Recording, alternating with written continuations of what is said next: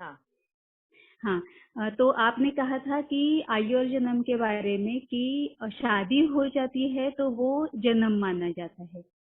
तो उसके रिलेटेड मैं ये पूछना चाहती थी, मेरे डाउट्स थे कि एक तो ये है कि कुछ ऐसे धर्म है, फॉर एग्जांपल मोमेडियंस जो होते हैं, इस्लाम धर्म जो है, उसमें 3, 4, 2 ऐसी शादियां हो जाती है। और फिर हमारे भी मतलब अभी मेरे आयु के जो लोग हैं, उनके ग्रैंड पेरेंट्स जो रहते थे, तो उनमें से भी कई लोगों की 3-3 शादियां, 4 शादियां, मतलब मेरे दादा के जी की भी 3 शादियां हुई थी। तो क्या वो फिर 3 जन्म गिने जाएंगे? ये पहला सवाल। और दूसरा ये है कि कभी कभी ऐसे होता है कि वो शादी नहीं करते लेकिन हस्बैंड वाइफ जैसा रिलेशनशिप रहता है किसी आत्माओं का। तो वो डिक्लेयर्ड मैरिज भी नहीं होता है, लेकिन हस्बैंड वाइफ जैसा रिलेशनशिप उनका रहता है। तो उसे फिर कैसे उसमें हम देखेंगे। और अभी की जो जनरेशन है उसमें कई अभी आत्मा ऐसी जो लिव इन रिलेशनशिप में रहती है। तो क्या मतलब शादी का एग्जैक्ट मीनिंग इसमें क्या रहेगा कि शादी किसे माना जाएगा? शादी मतलब क्या है कि जहाँ पे हस्बैंड एंड वाइफ रिलेशन जहाँ मेंटेन होता है उसको एक जन्म माना जाता है। अभी जहाँ पे एक मेल है और वो 3 शादियां करता है, उस मेल का एक जन्म होगा, मगर वहाँ पे जो 3 औरतें हैं उनका भी एक एक करके जन्म काउंट होगा। Okay. ऐसा भी होता है बहुत बार कि जो हस्बैंड एंड वाइफ है, ड्यूरेशन ऑफ टाइम के बाद में उनका डिवोर्स होता है और बाद में फिर से वो एक दूसरे के प्यार करते हैं, करीब आते हैं और फिर दोबारा उनकी वापस से शादी होती है, तो भी उन लोगों का एक ही जन्म काउंट होगा।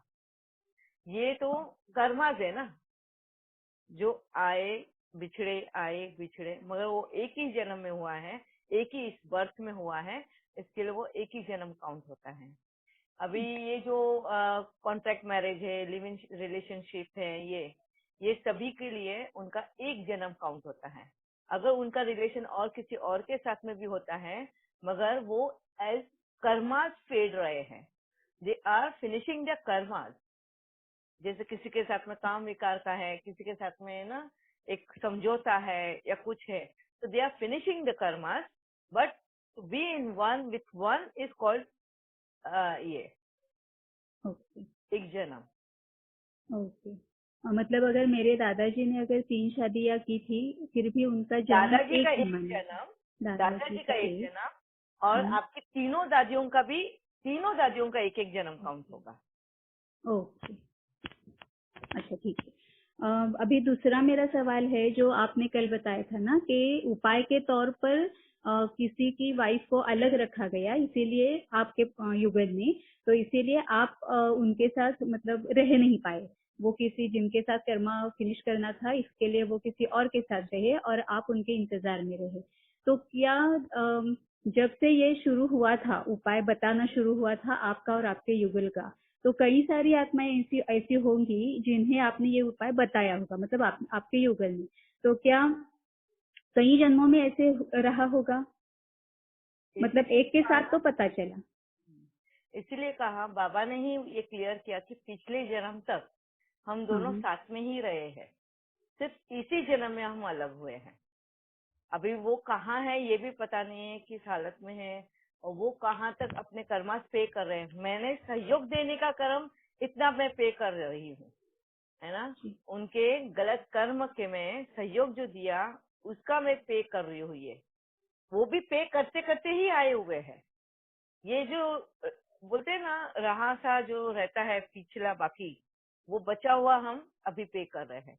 तो शायद ये हम पे करते तो कितने ही जन्मों से आ रहे होंगे ये भी पता नहीं है, मगर बाबा ने एज एन एग्जाम्पल के तौर पे मुझे ये 2-3 इंसिडेंट बताया ओके। कि ये वजह होता है करके। जैसे मेरे जी को लॉ जी। ऑफ कर्मा बाबा समझा रहे थे, तो उसके लिए मुझे एक एक उनको एग्जाम्पल देना था कि किस वजह से ऐसा कुछ होता है हमारे जीवन में, तो वो वजह बता रहे थे मुझे। Okay okay. और अभी से तीसरा जो मेरा सवाल है वो शायद अभी आपके टॉपिक, आज के टॉपिक में आप कवर करेंगे कि आपने अभी बिफोर दीपावली हमने जो ब्रेक दिया था उसमें आपने बताया था कि अगर आत्मा शरीर छोड़ती है तो बाबा की हेल्प नहीं ले सकती है। तो इसके बारे में मुझे ज्यादा जानना था कि फिर ब्रह्मा बाबा अव्यक्त हुए और उन्हें बाबा की हेल्प मिली, तो ये मुझे जानना था। हाँ, एक्चुअली क्या होता है, हम शरीर में रहते हैं, शरीर में रहने की वजह से हम एक लिमिटेशन में आ जाते, एक बंधन में आ जाते शरीर के, और शरीर में के बंधन में आ जाने की वजह से ये डिसिप्लिन में चलना चाहिए। ये सृष्टि, ये कार्य जो भी बना हुआ है सृष्टि का, वो एक डिसिप्लिन एंड ऑर्गेनाइज्ड वे में चलना चाहिए। इसके लिए ही ये कुदरती नियम है कि हमें हमारा पिछले जन्मों का कुछ याद नहीं रहेगा, और आगे क्या होगा वो भविष्य हम जान नहीं पाएंगे। अगर समझो हमें ये अगर पिछले जन्मों का भी याद रह जाता, और फ्यूचर में क्या होने वाला है ये भी मालूम पड़ता, तो हमारी पोजीशन क्या होती? सारा कंफ्यूजन ही कंफ्यूजन होता। इस दुनिया में हम सभी लोग कंफ्यूजन में रहते हैं। अगर समझो मेरा पिछले जन्म में मैं जितना मेरे बच्चों से और मेरे पति से जितना प्यार करती थी, और समझो इस जन्म में मुझे वो याद रहता, तो क्या मैं उतनी ही शिद्दत से, उतने ही इससे वफादारी से मैं ये जन्म के मेरे रिश्ते निभा पाती?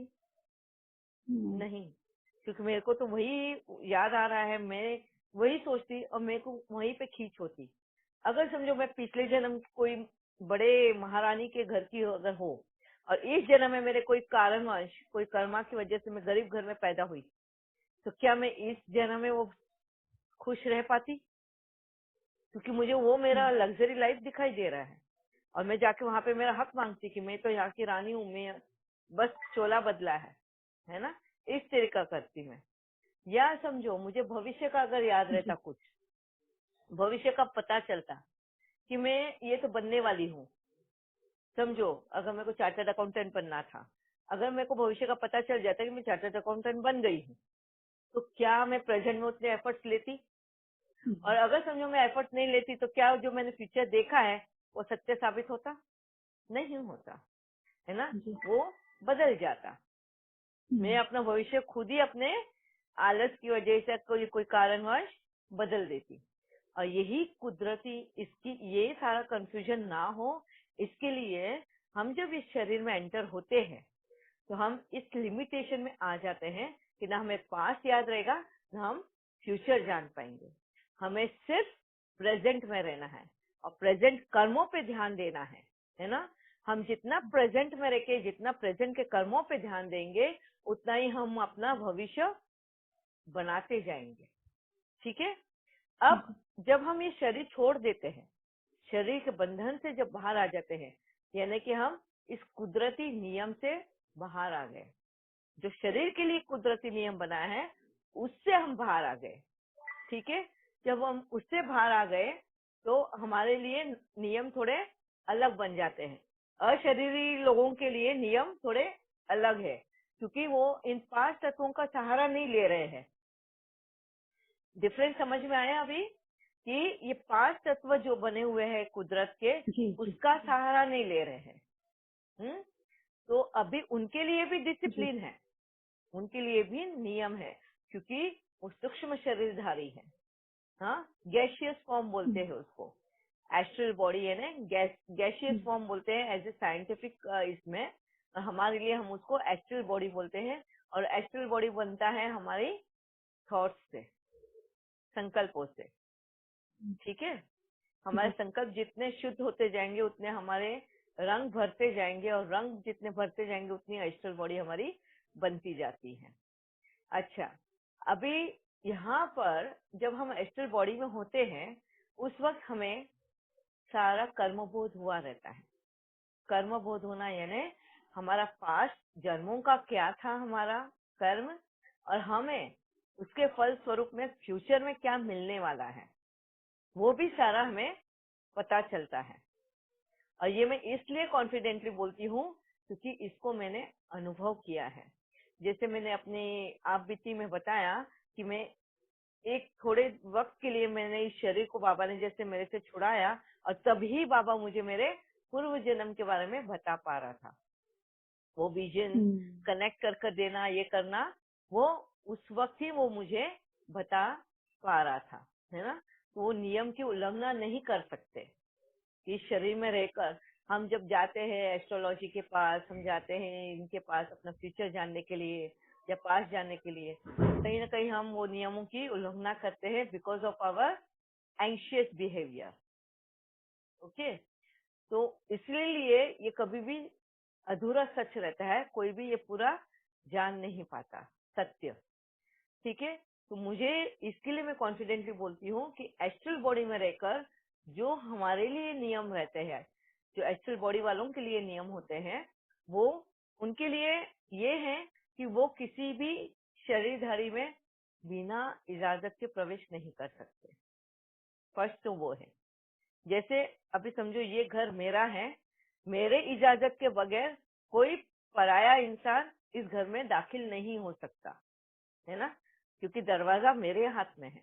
अगर मैं चाहूँ तो ही मैं उसको एंट्री दूं, नहीं चाहूँ तो उसको बाहर के बाहर भेज दूं। ठीक है, तो ऐसा ही ये शरीर भी एक घर है एक आत्मा का, वो तब तक उसको इजाजत नहीं देती तो दूसरी आत्मा उसके अंदर प्रवेश नहीं कर सकती। दूसरा एक बात, वो अगर प्रवेश करे, इजाजत के साथ में अगर प्रवेश करती भी है, तो वो ऐसे कोई कार्य कर नहीं सकती जो किसी को हानि पहुंचा पाए।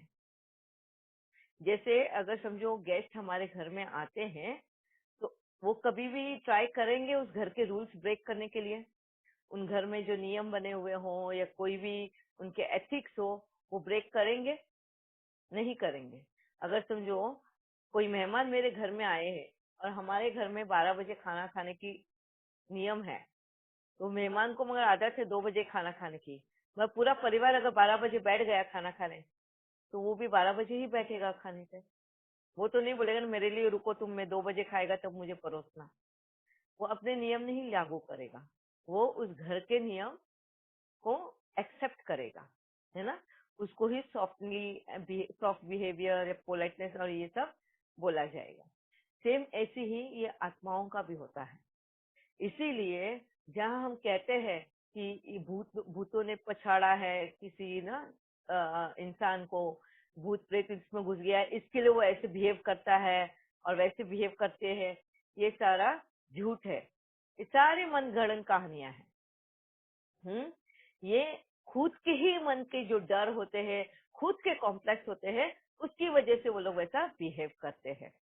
ठीक है, अभी शरीर ना होने की वजह से अब तो उनको कर्मों का बोध हो चुका है ऐसी आत्माओं को, तो ऐसी आत्माओं को अपने कर्म खुद ही निपटाने होते हैं।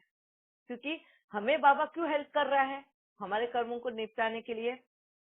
क्योंकि हम इस शरीर के बंधन में हैं, ना हमें पास्ट का पता है ना हमें फ्यूचर का पता है, और बाबा हमें पास्ट जो कर्म कर कर आए हैं और वही हमारे प्रेजेंट में सामने आ रहे हैं, है ना, मगर हमें ये पहचान नहीं हो पाती है कि ये हमारे ही कर्माज है, हम ही ने ये बनाए हुए हैं और इसी वजह से हम आज ये भुगत रहे हैं, और इसी वजह यही करने के लिए बाबा हमें हेल्प करते हैं। बस सूक्ष्म शरीरधारी को बाबा हेल्प नहीं कर सकते हैं क्योंकि उनको खुद को ही वो ज्ञान है ना, और वो उस ज्ञान होने की वजह से वो नियम तोड़ भी नहीं सकते हैं। ठीक है, तो सूक्ष्म शरीरधारी जो है वो सिर्फ संकल्पों से जो उनके कर्माज है वो खत्म कर सकते हैं, वाचा के एंड कर्मना के नहीं कर पाते हैं क्योंकि उनके पास शरीर नहीं है। मगर अगर वो बहुत प्योर है, बहुत पवित्र है, तो उनको कुदरत खुद साथ देती है उनके कर्मास को कंप्लीट करने के लिए। ठीक है मनीषा बेन, क्लियर जी है जी ये? जी, यस यस यस, हाँ हाँ हाँ, यस यस दीदी। या मतलब बहुत ब्रह्मा बाबा एकदम संपूर्ण हो गए थे, प्योर हो गए थे, प्योरेस्ट फॉर्म ऑफ एनर्जी थे, इसीलिए शिव बाबा ने उनकी और इस प्रकृति ने उनकी हेल्प की। यस, जी, ओके ओके ओके। और हमें ये पता रहता है शरीर छोड़ने के बाद कि पिछला क्या है, अगला क्या है, सजा क्या है, भुगतना क्या है, यस, इसीलिए जरूरी नहीं होता है। या जी जी जी, यस यस, थैंक यू दीदी।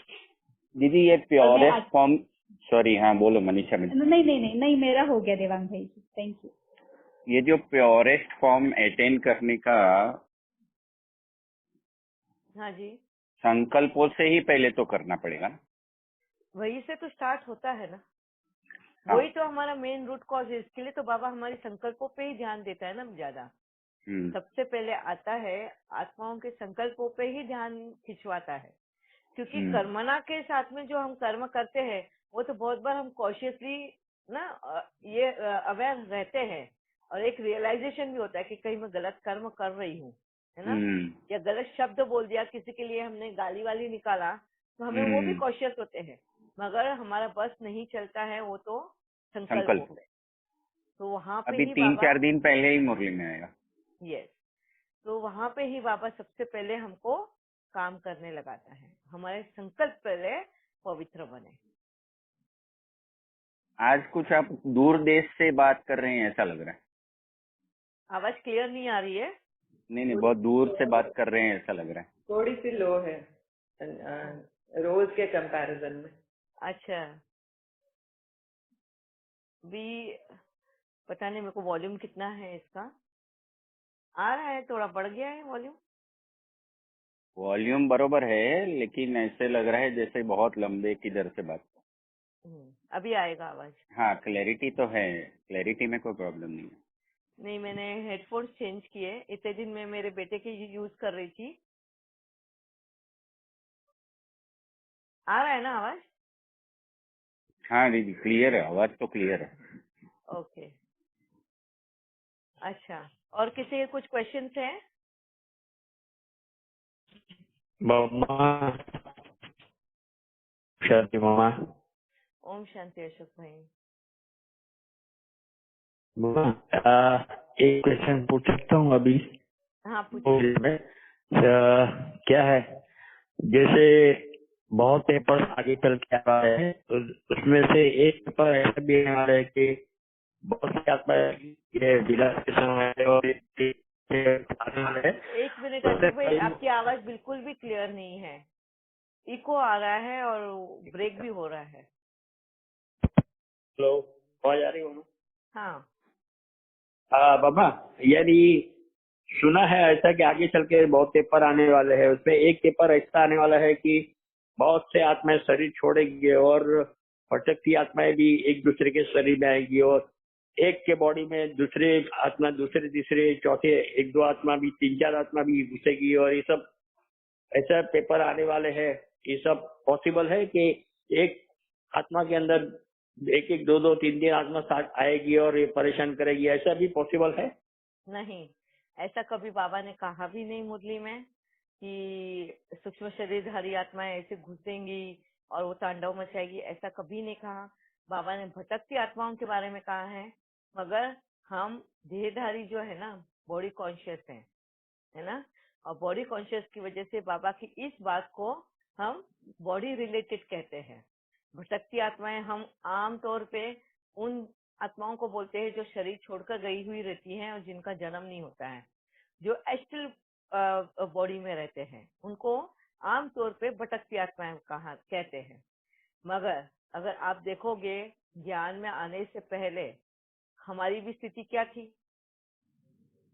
बराबर, हम भी भटक ही रहे थे ना, यहाँ से वहाँ, बाबा की खोज में, शांति की खोज में, हाँ, प्यार की खोज में, आनंद, ये सभी कुछ हम भटक ही रहे थे ये ढूंढते हुए, और बाबा ने हमें ढूंढ निकाला। इसके लिए बाबा हम ही आत्माओं को भटकती आत्माएं कहता है कि तुम यहाँ से वहाँ भटक रहे थे, इस मंदिर से उस मंदिर में, इस गिरजाघर से उस गिरजाघर में, कभी पहाड़ों पर, कभी केव्स में, कभी पानी के अंदर, तो कभी कहाँ, हाँ, पैदल फास्टिंग करते हुए, किस तरीके से हम भटकते हुए जन्म बाय जन्म भगवान को ढूंढ रहे थे। इसीलिए बाबा हम सभी आत्माओं को भटकती आत्माएं कहता है, और शिव बाबा के लिए एस्ट्रल बॉडी वाली आत्माएं हो या हम शरीरधारी वाली आत्माएं, सभी बाबा के बच्चे ही हैं। तो वो भी आत्माएं तो भटकती ही है, मगर हम भी भटकती हुई आत्माएं ही है। एस्ट्रल बॉडी वाली आत्माएं भी शांति की ही खोज है, उनको भी प्यार की ही खोज है, मगर उनमें और हमारे में ये फर्क है कि उनको कर्म बोध हुआ है, और वो जहां तक हो सके वहां तक कोई नियम नहीं तोड़ते। क्योंकि उन्हें पता है ये नियम तोड़ने से उनको क्या सजा मिलने वाली है ना। हमें ये पता नहीं है, हमें सिर्फ इतना पता होता है कि एक नियम तोड़ा तो हमें सजा मिलेगी जरूर, मगर कितनी इंटेंसिटी से वो सजा मिलेगी इसके बारे में हमें पता नहीं होता। और यही वजह बन जाता है कि हम बार बार अपनी गलतियों को रिपीट कर देते हैं। जैसे फॉर एग्जाम्पल, अभी समझो मैं गाड़ी चला रही हूँ, ठीक है, और रेड सिग्नल लग गया, मगर मुझे जल्दी है जाने की, तो मैंने वो रेड सिग्नल क्रॉस करके मैं चली गई। अब मैंने हिम्मत क्यों करी वो रेड सिग्नल क्रॉस करने की? क्योंकि मुझे पता है मुझे ज्यादा में ज्यादा क्या है, पेनल्टी, पैसे वाइज मेरे को फाइन भरना पड़ेगा, या एक दिन मेरी बाइक पुलिस स्टेशन पे चली जाएगी, यही मेरे को सजा पता है। और मैं ये सजा सहन कर सकती हूँ, इसलिए मैंने हिम्मत करी वो ये तोड़ने की, सिग्नल तोड़ने की, बराबर। अभी बराबर। हाँ, मगर समझो यही अगर इतना ही रहता तो ठीक था, मगर हमारी सजा सिर्फ इतनी ही नहीं होती है। ये कार्य तो हमने किया, ये स्कूल वाला उन्होंने हमें फाइन भराया, ये ठीक है, मगर इसके साथ साथ हमने और भी ज्यादा गलत काम किया है। क्या किया गलत? हमने किसी और को भी ये नियम तोड़ने के लिए रास्ता दिखाया है। दूसरा, क्योंकि जितने लोगों ने मुझे नियम तोड़ते देखा है उनकी भी हिम्मत बढ़ गई वो नियम तोड़ने की, तो गलत रास्ता मैंने दिखाया है, तो इतनी आत्माओं को वापस से सही रास्ता दिखाने का काम भी मेरा होगा। दूसरा, और मैंने क्या कर्म बनाया कि वो नियम तोड़ा तो कहीं और दूसरे सिग्नल की गाड़ियां स्टार्ट हो चुकी थी, उन गाड़ियों के बीच से मैंने अपनी गाड़ी निकाली, तो कितनी ही आत्माओं को मैंने डरा दिया उसमें। उनको ये डर लगा कि कहीं उनसे मेरा एक्सीडेंट ना हो जाए, तो एक ने ब्रेक लगाया, एक ने पीछे वाले को ब्रेक लगाया, शायद तीसरे ने उसको ठोक दिया हो, है ना, पीछे से। तो मुझे बचाने के पीछे किसी ने और का एक्सीडेंट हुआ, तो उस काम का भी दंड मुझे मिलेगा। ठीक है। अब ये मुझे पता नहीं था, मैंने ये सिर्फ इतना ही देखा, मगर सूक्ष्म शरीर वाले को ये सारे दंड पता चलते हैं, और यही वजह है कि वो गलत कार्य नहीं करते। हम शरीरधारी क्यों इतनी ले लेते हैं रिस्क? क्योंकि हमें पता नहीं है कि हमने एक अगर कुछ मिस्टेक करते हैं तो उसका इफेक्ट कहाँ तक जाएगा, ये हमें पता नहीं होता है। हमको सिर्फ इतना पता होता है, अच्छा ठीक है सिग्नल तोड़ा है तो मुझे पैसा पे करना है, वो कर्मना से तो कर दिया, मगर जो बाकी के जो और कर्म किए हैं वो आगे चल के किस तरीके से कब पे करने हैं, वो वक्त और टाइम है हमारे कर्म का, मतलब पुण्य पाप का खाते के ऊपर डिपेंड होता है। ठीक है मामा। हाँ, उसी रिलेटेड में आपको एक पूछना था ये चीज कि जैसे अभी आगे चल के एक खूनी नायक का खेल भी चलने वाला है और इंटरनल वॉर भी चलेगा और बहुत सी आत्मा शरीर छोड़ेगी और किसी को शरीर नहीं भी मिलेगा, जल्दी शरीर भी नहीं मिलेगा, और एक दूसरे के शरीर में अपनी भोगने के लिए एक दूसरे के शरीर में भी प्रवेश कर सकती है। तो आगे चल के भी ऐसा होने वाला है कि एक दो तीन आत्मा भी शरीर में, ऐसा पॉसिबल नहीं है मामा? नहीं। अच्छा, जैसे मैंने अभी कहा ना कि वो आत्माएं जो एस्ट्रल बॉडी में है वो नियम की उल्लंघना नहीं करेंगे। ओके, तो वो ऐसे किसी के भी शरीर में प्रवेश करेंगे नहीं, फर्स्ट थिंग। सेकेंड, उनको शरीर नहीं मिला है क्योंकि कहीं ना कहीं, जैसे मैंने बोला ना, साइंस हमारे लिए वरदान है तो श्राप भी है, है ना। साइंस जो है हम लोगों के लिए वरदान भी है तो श्राप भी है। फॉर एग्जाम्पल, जैसे